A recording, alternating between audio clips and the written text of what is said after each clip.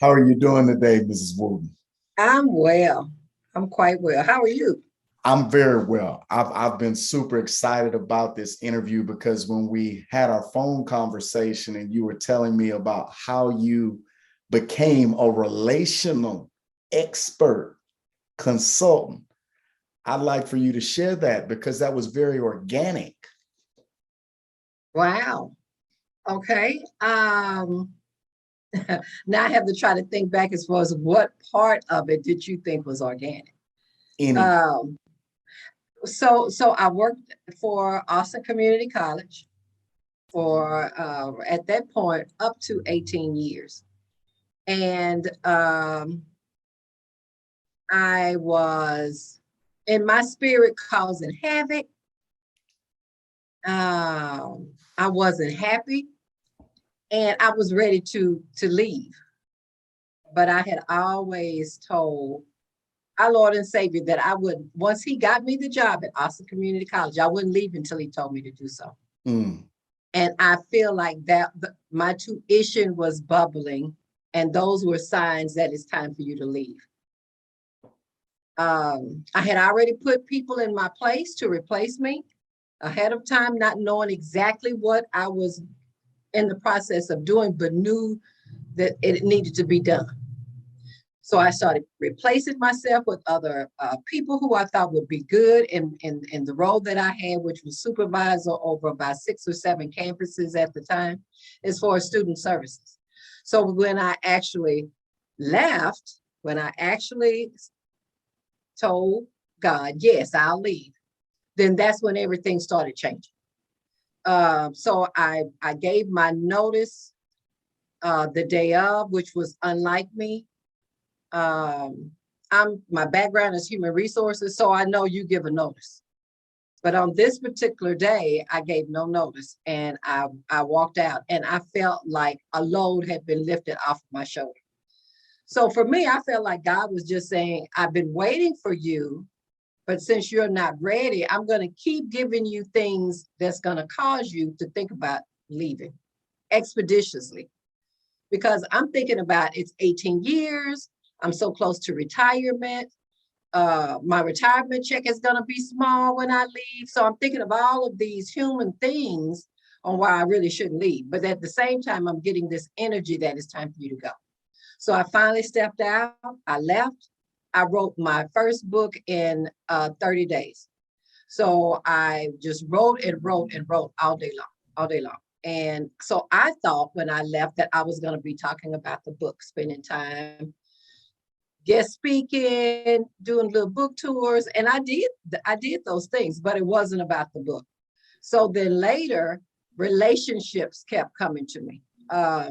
Individuals kept coming to me about seeking help because I think once they find out that I've been married for 42 years, and in 42 years, of course, nothing has been perfect. So they would ask me for advice, and I happily would give it to them. And then the next thing you know, I was doing more and more consulting work or facilitation because I feel a lot of times couples know they know what the issues are. They need a facilitator to help guide them through the process. And so I became a certified marriage facilitator with Prepare and Enrich. And then relationships just kept coming.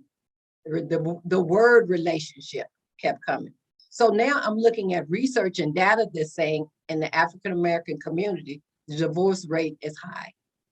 Now, not only is it high, we are coming to a place where our young people are living together and having babies. So marriage is not their first option. Their first option, let me try it out, let me live together, let us live together, let us see. Not knowing that that's not going to work either, but anyway. So then I found myself more and more really enjoying trying to adjust to my new purpose of serving others in a more deeper way because I served students at Austin Community College. I've always been in that serving service. So now to find out I'm serving again, but I'm serving in a way of trying to help couples have healthy and loving relationships, showing them that it's not just about them, because if children are involved, now the children are impacted by their decisions whether to stay or to go. And so now I find myself in the relationship business, and I'm enjoying it immensely. So as we dig into that subject, do you primarily deal with married couple? Do you deal with any singles? I have dealt with singles, yes. Yes. So yes. With that, let me start my questioning with the singles. Okay. As one who is married, is a born-again believer, my question would be, what advice have you shared or would you share with women in particular who are making statements such as, I've prayed, I've waited, I'm doing everything I'm supposed to do, marriage still has not happened for me, I'm above the age of 30. I know that's a lot of space, but I'm above the age of 30, and it just doesn't seem to me that God is working for me. What would you share with that individual? What I have shared with individuals like that, our time is not God's time. And so even though years may seem like years to you, they could be seconds for him. God could be prepping you and getting you ready. You say you're ready for love, but are you really ready? Have you opened up your suitcase and looked at the items that are in there that could have thorns in them, that could be not only poking you, but have the potential of poking someone else? Have you looked at you to see if your heart is open? Do you have issues from the past that are still lingering around now? And what type of energy are you putting out? Because the energy that you put out is the energy that you receive. And so again, for singles, I'm usually saying, let's start with you. Because if you don't love yourself, then you're not putting out the energy for anyone else to love you either. And sometimes you don't even know that you're not loving yourself.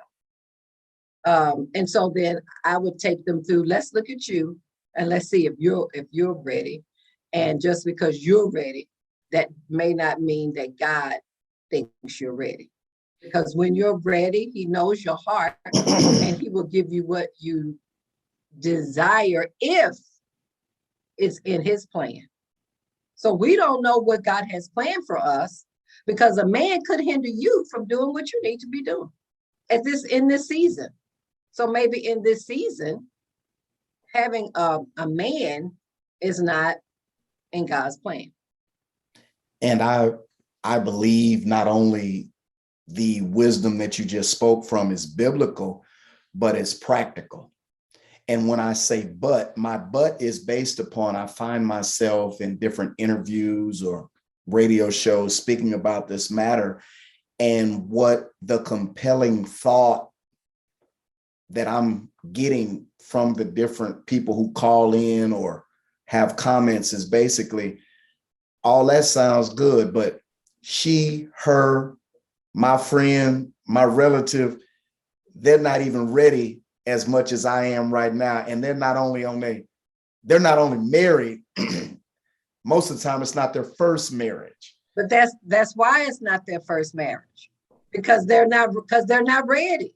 And so when you're not ready, and when you haven't looked at your own baggage, you keep dragging that same suitcase with you. And so now the first husband, it's usually him. He blah, blah, blah, blah, blah, not taking time to look at you. Now, yeah, you might be cute and all that, and then you go into the next relationship. Still hadn't looked at you.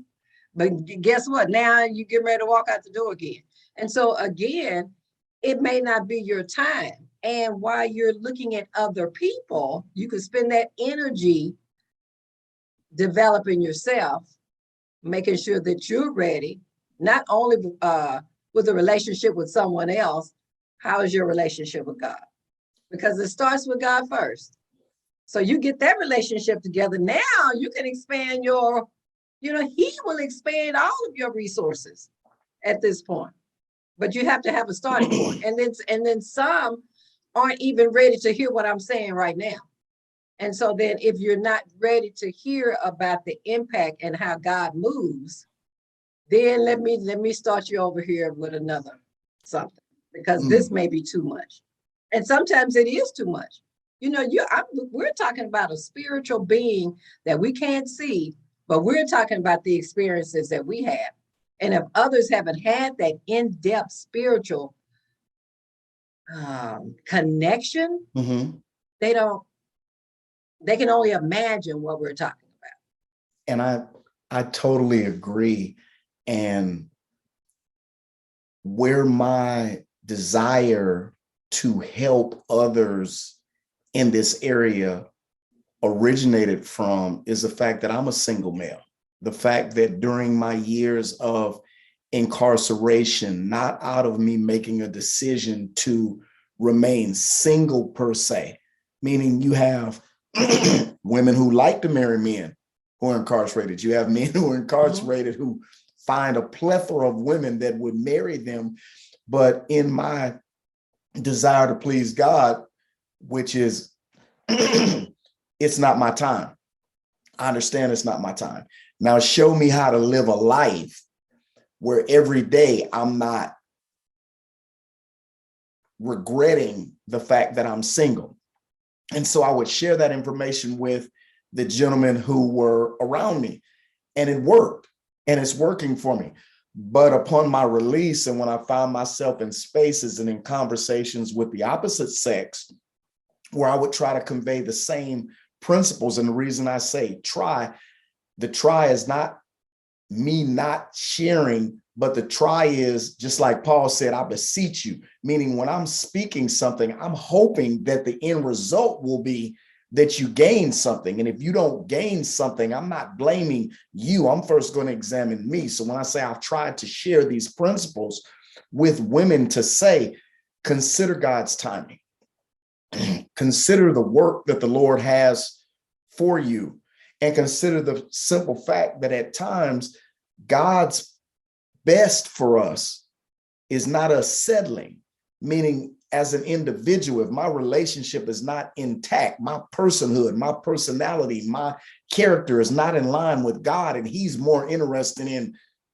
creating in me the ability to be more Christ-like, then I'm not ready for a mate yet. And when I've shared those things, there's been a lot of different kickback. And that's why I'm hoping that something said on this interview would help someone. Because the bottom line for me is, when I gave my life to God, and we're speaking about believers, my life is not my own. So at the end of the day, whether that is career, housing, relationships, he has to be the authority, lest I'm really not in a relationship with him. I just know about him, because a relationship has implications of transactions. And when God is telling me this is what's best for you, I have to receive that. And when I say I have to receive that based upon, I want a good relationship with God. Do you have any comments? Yes, I agree. There is a transaction. And there is a transaction because he's already told you what you needed to do. And so then we decide if we're going to do it or not. That's where the free will comes in. And so because when we say yes, there are rewards, if you want to call it that way. When I said yes and left out of my boss's door at Austin Community College, I did not know the benefits, how abundant they would be, until I made the step to do something different.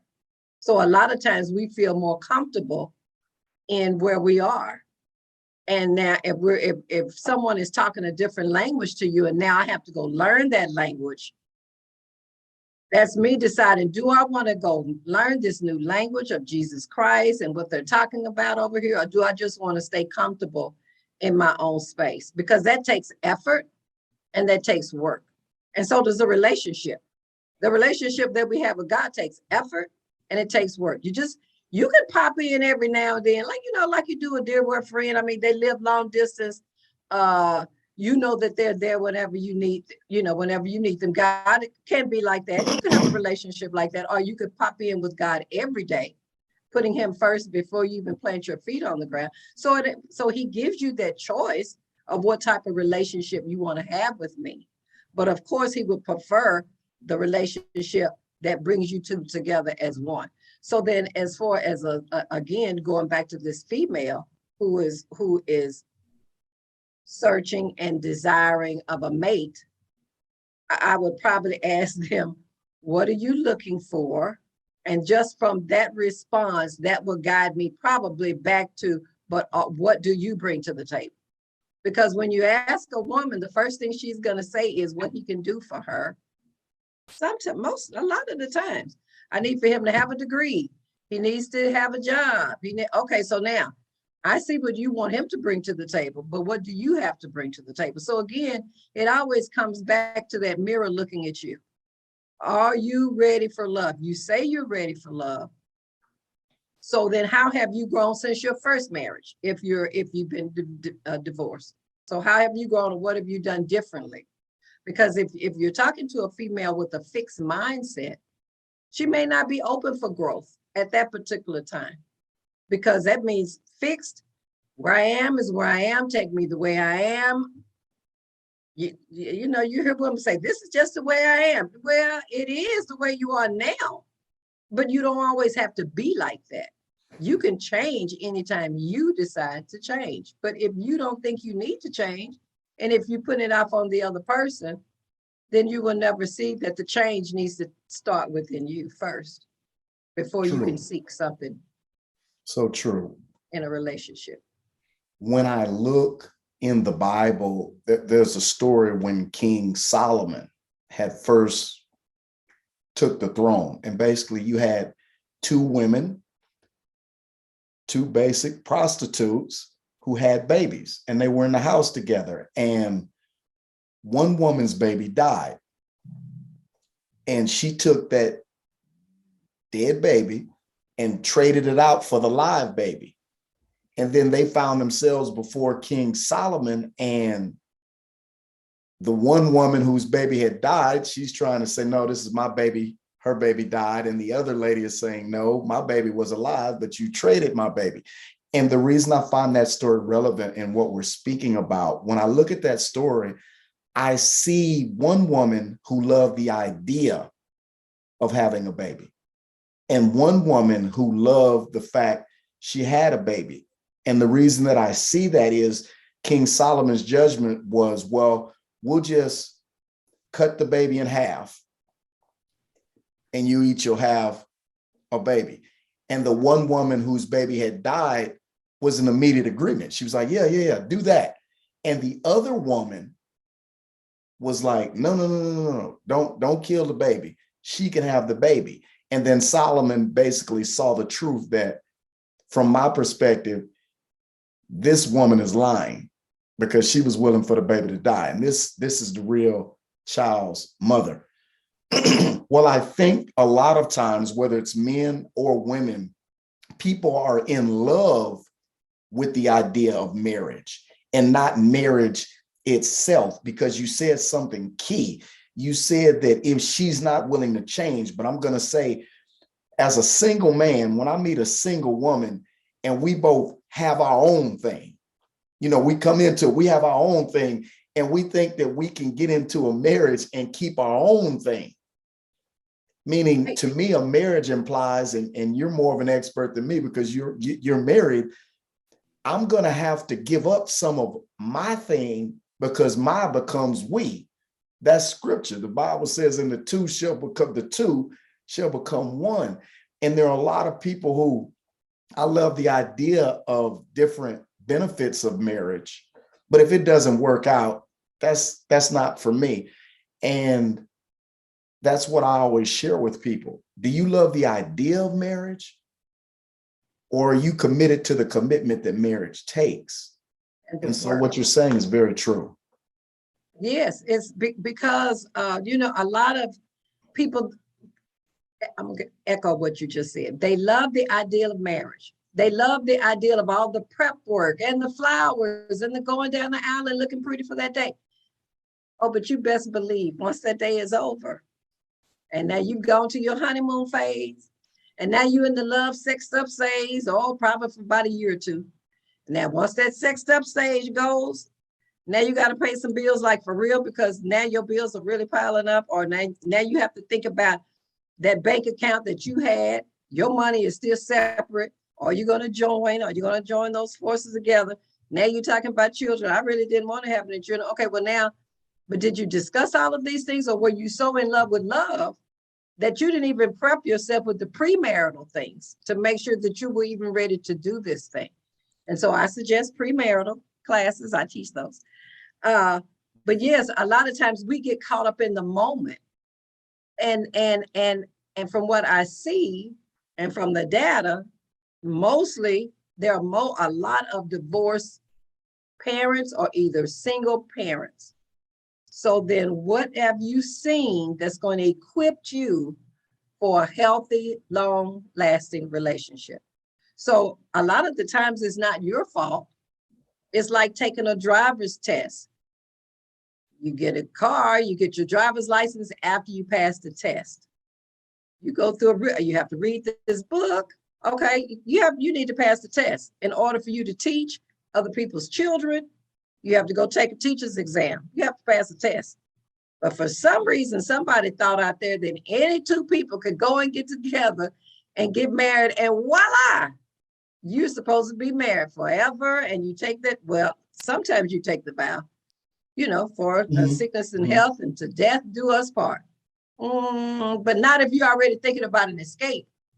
Not if if this doesn't work out, I'll just go over here and we can just get a divorce. Oh, my friends got a divorce. It's simple.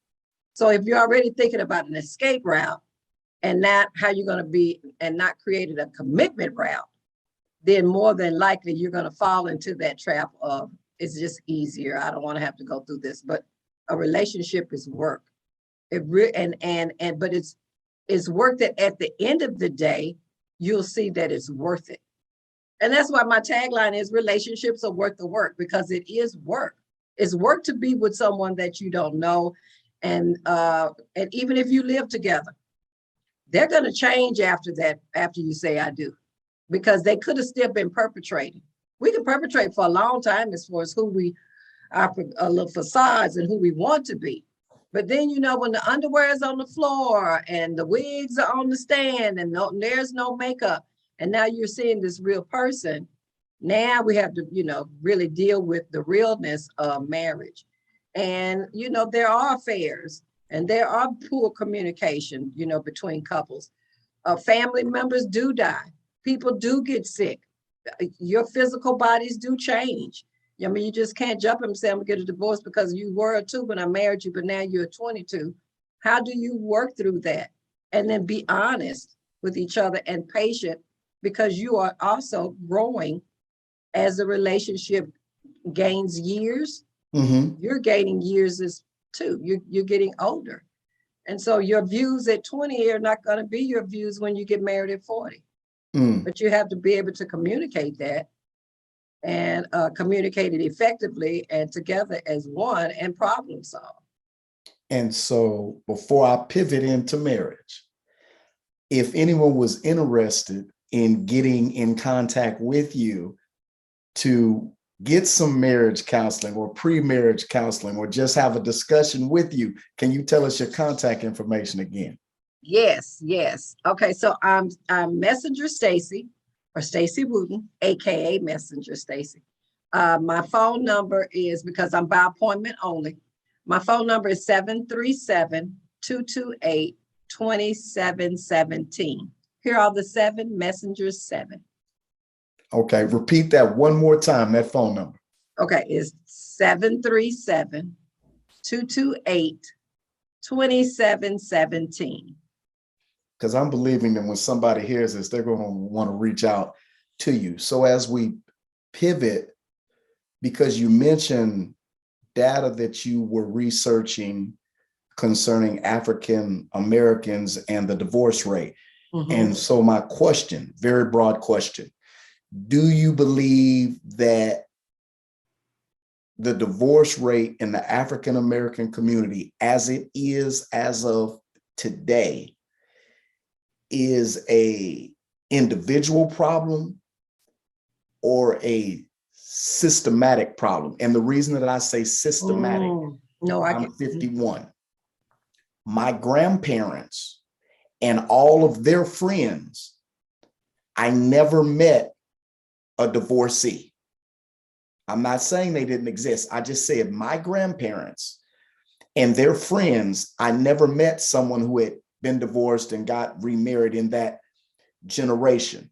And I was a witness to the fact that didn't understand it then, but understand it now. There were a lot of communication gaps in that generation. And what that looked like is this: when the men want their time, they're going out and they're going with the men. And the women who are at home, if they want to stay at church 18 hours, they're going to stay at church 18 hours. But these same marriages that I saw the communication gap, and though I didn't understand it then, understand it now, they still had 40, 50, 60 years of marriage. So that brings me back to the question: do you think the current state of divorces in the African American community is primarily individual or systematic in causing it? I'm going to say both. Okay. And why I would say both, because when you use the word systematic, I go back to, what was that, the 50s, that Yes. it was best for you to live with someone and the male not be in the home. Yes. So even then, men start getting used to a piece on the side and this on the side, because I really can't be at the house with my real wife. So now they've already built other relationships outside of the home. And this is just my own opinion that you're asking. So that's the systematic side. It was, in some regards, it was set up for us not to be successful in our marriages because of the, what was that? Because of the check that we could get. What was it? The food stamps and all of the government aid that we could get if we more or less didn't have a male in the house. Now, individualized or individually, I would say some of this is on our earnest. Because we have females have had to take care of ourselves and our families and be in that lead role. When the men came back, or when now the systematic changes have come into place and the men are trying to come back into the home, we're so strong now, we don't know what to do with the man in the home. And if he comes in and he's got all these directions for us, now you want to tell us this and that and tell us how to do it, when to do it. Your stronger women are going to have more issues with that. Now, in a relationship, it is about give and take. And I think the word subservial now has been taken out of the marriage vows because the women were like, servant. Huh? But when you meet this man, single ladies, the one that you yearn for, you're going to want to be subservient to him. But at the same time, men, when you find that woman that you're looking for, you're going to be subservient to her. So it's not going to be this big pull and this big yank on giving and serving each other. It's going to come from the heart. So as you're passing by and you see your husband is through eating and his food is blank at the table, you won't mind picking up his plate because you have your plate in hand and you're taking him to the sink. And vice versa for the man. You won't mind picking up her glass and picking up her plate and taking it to the sink. It will come from love, and one will do for the other. Now, and that's in a loving, godly looking relationship. That's the way we would like for it to look. It always doesn't look like that. Sometimes you may get a female who's been beat down so poorly by a male that she's afraid of the man in the house. So whatever he says do, she's going to do. So now she's more under his thumb. But there are also men out there who have been beat down so badly by a female that they are under her thumb. And so the relationships look totally different from when they did in our grandparents' day, because in our grandparents' day, more than likely, whatever grandpa said, that was it. My grandparents were married for many years too. Mhm. My father and my mother going on 60 something years. So again, I'm not used to being around anybody either with a lot of divorce. And so did it impact me? Yes, I saw that you worked through it. I didn't see that you got a divorce. Now, my husband was raised by a single mom. So what he saw was different from what I saw. Now you're merging those two relations, those two different styles of, the way you were raised together. Right. So we really had to communicate to say, how do you want this to look? So you can design your relationship however you want it to look. That's going to merge with both of your styles. So if you have a savings account over here and the other person have a savings account over here, it's nothing wrong with you keeping your individual accounts, but then have one whole account together. So there are ways and mechanisms that you can work out a relationship that's beneficial for the both of you. But I would suggest that you talk about it ahead of time, not after you say you're married. So again, I think there are some systematic issues as far as that contribute to our divorce rate. I think there's some individual, because of what we have now as far as our family units, what they look like, they're different. Even with two females raising children, that's a different looking dynamic. So the family dynamic is different. But if we don't get a hold of it, regardless of what we've created, it will be used against us. So for my thoughts on the matter, I believe that two things that affect us African American communities as far as having solid marriages: socialization, meaning there has always, not always, for my lifetime, it has always been a thought precipitated among many African American men that it is okay to have another woman outside of my wife. And I would even say that the church during my lifetime, I'm 51, has precipitated that. That's why comedians, African American comedians for decades can make jokes about Deacon Dr. Doug and the Reverend, where this at one time was an authority figure, someone who made a difference in the community, but because of the affairs on the side, and so many affairs on the side, that even when it came to the church teaching men about fidelity, I believe that it didn't get done because a lot of the people doing the teaching, or some powerful men doing the teaching, were cheating. I believe that affected some teaching concerning what a man's responsibilities are in marriage. And then within my lifetime, because they could have been looking at not what he was saying, but what he was doing. Correct.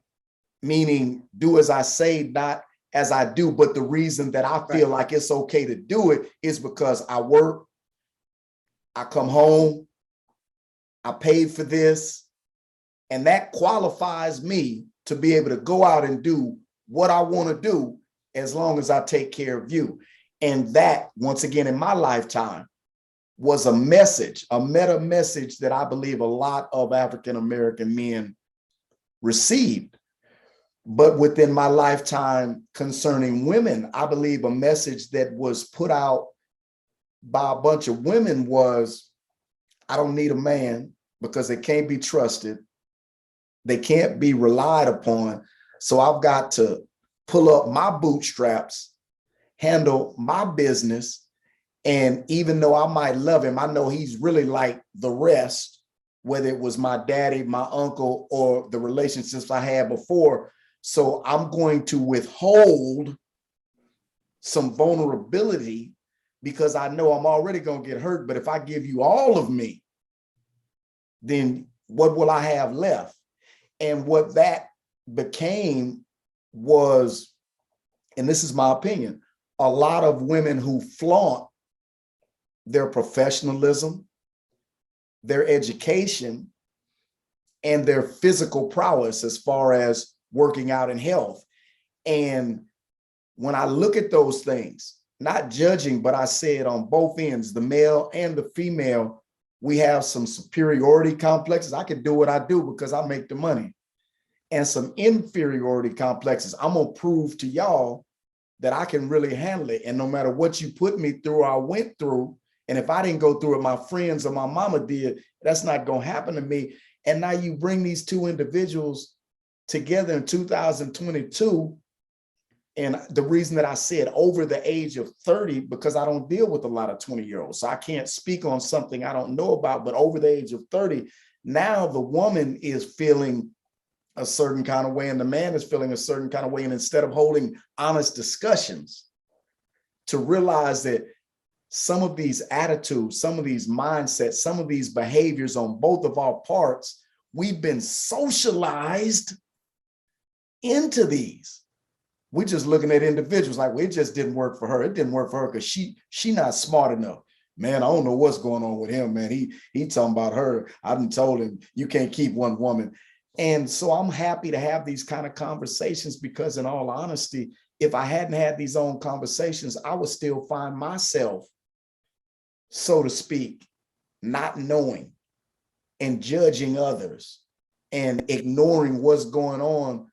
But I continue to learn. And that's why when I met you and the work that you do, I not only applaud it, I know that it's needed. And I don't say that for them, I say that for us. And so I just applaud the fact that you are doing what you can based upon your experience, based upon your relationship with God to help us. And at the same time, acknowledging I'm still getting the help too. Yes. Yes, because your relationships are continually growing, just as we continually grow. And so, so what you were saying about the social aspects and how socially it has interfered, that is true, because now you're putting two people together with baggage. And if they're not at the point where they can, again, look at what's inside the baggage and try to dump it instead of keep dragging it around, it doesn't help the communication.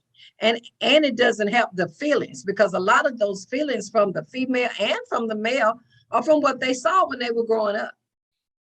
Is what they saw when they were growing up and what they've seen around them. So if you don't have good influence around you, what are you looking at that's going to help you switch or pivot and do something different? A lot of times, from what I'm understanding from the young people, there are not a lot of people who are still married. So it's like when they hear that I've been married for over 42 years, they're like, it's like this is an I'm an oddity kind of thing. And so, right. but it has been a blessing, and we work at it daily. We work at it. And the wonderful part, the same way within the age group that you belong to, the age group that I belong to, if we've seen things, which are two different age groups. Yes.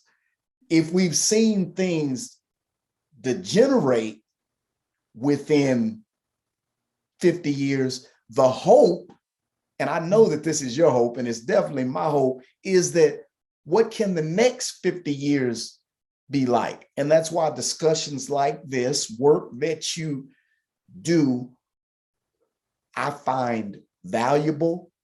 I promote it. I grow from it. And anytime someone tries to relegate efforts such as yours or mine as it's not going to work, I merely point at history and I say, if it worked to get us here, negative wise, this can work to take us here, positive wise. Yes. Is there anything that you'd like to share with anyone who may be looking at this interview before you go? Again, I would like to say that I am Stacy Wooten, a Messenger 7, a relationship service provider. And I have an event coming up on March 17th, and it's called Are You Ready for Love? And it is for my single friends out there. We're going to have appetizers and games and discussion on are you really ready to love? And so that program, you'll see more of it on my Facebook page at Messenger Stacy, Facebook, and Instagram Messenger Stacy, Facebook Stacy D, that's my personal page, but Messenger Stacy. And my number again is 737-228-2717. And Sean Oliver, it has been a pleasure to be on this series with you. I wish you much success in all of your endeavors. You should be proud of yourself as far as in the direction that you're going.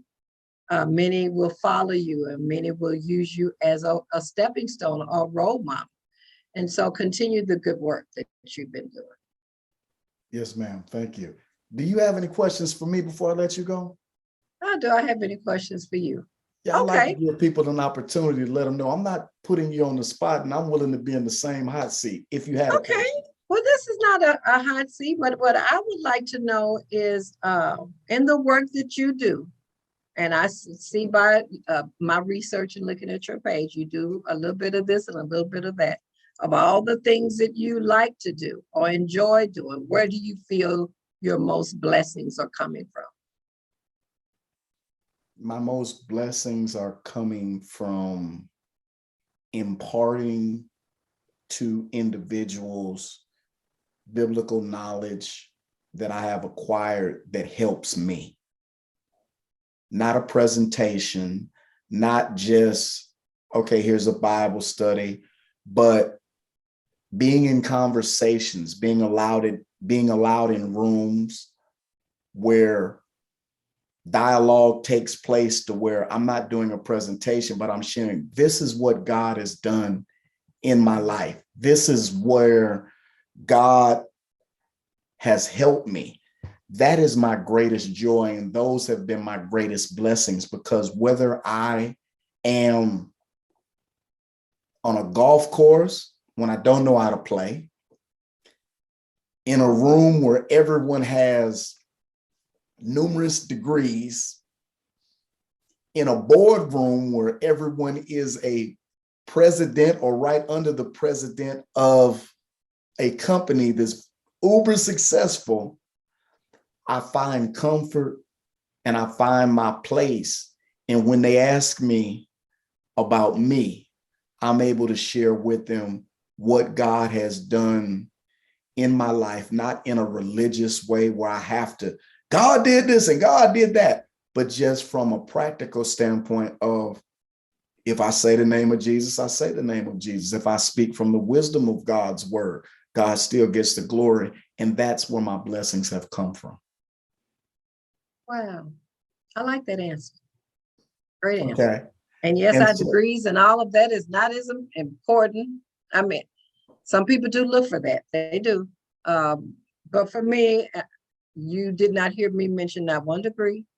And I will tell you, for those who may choose to come and see me, I am a very spiritual person. But for me, spirituality and religion are two different categories. So to hear me sprout out Bible verses and scriptures, you will not. But do I understand the Bible? Do I read the Bible and use it as a guide? Yes, I do. So I just want to put that out there as well. Well, thank you, Ms. Wooten. And is that conference, is that for men and women? It is. It's in Austin? I was going to invite you. Yes, sir, it is. Okay, well, I'm saying on the air, if I don't have an appointment, because I'm going to check, I will March be there 17th. Because I want to learn. Yes, March 17th. Okay, so thank you again, and I look forward to our next discussion. Okay, thank you, Sean.